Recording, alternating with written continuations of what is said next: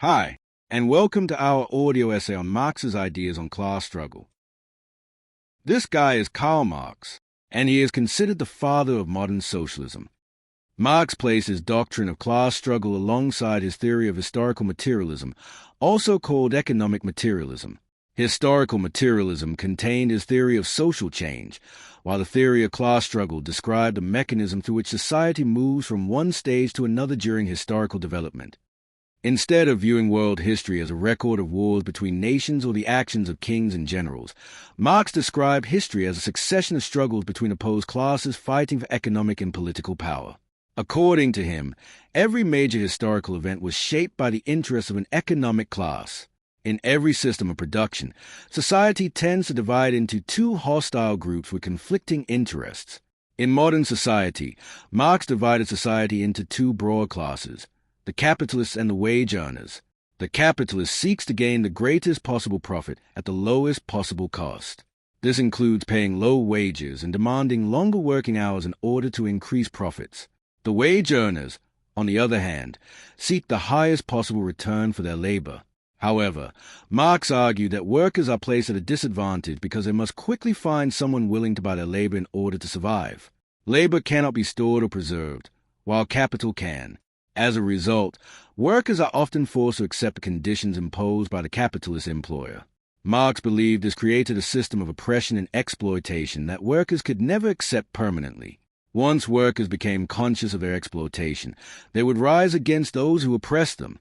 According to Marx, this created a permanent and irreconcilable conflict between the capitalist employer and the working class in every system of production, making class struggle inevitable.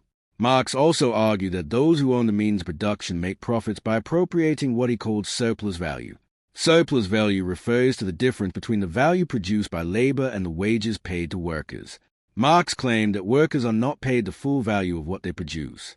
Instead, they receive only a portion of it, while the remaining value created during the working day is taken by the employer's profit. Marx believed that history is shaped by struggles between classes. In every historical period, the exploited class eventually rose against the class that dominated it. He pointed to several examples throughout history. In ancient Rome, there were Roman nobles and slaves. During the Middle Ages, there were feudal lords and serfs.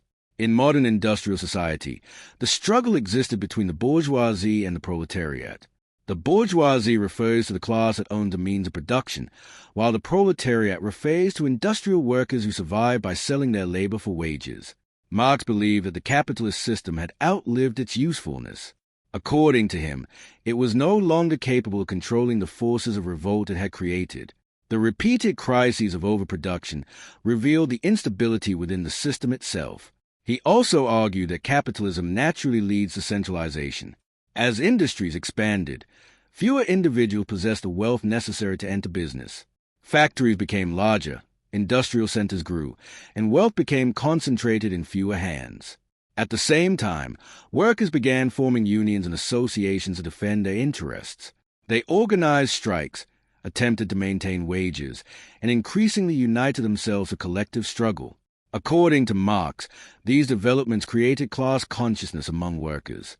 As workers became more united and aware of their shared condition, the conflict between the two classes intensified. Marx believed that this struggle between the capitalist class and the working class would ultimately lead to the overthrow of the capitalist system and the triumph of the proletariat. For Marx, class struggle was not limited to one historical period. He believed that throughout history, society has consistently been divided between those who possess economic power and those who labor under them. In his view, the conflict between these groups was a driving force behind historical change. Thank you for staying till the end. If you enjoyed this, stay connected. More content like this is coming soon, and I'll see you next time.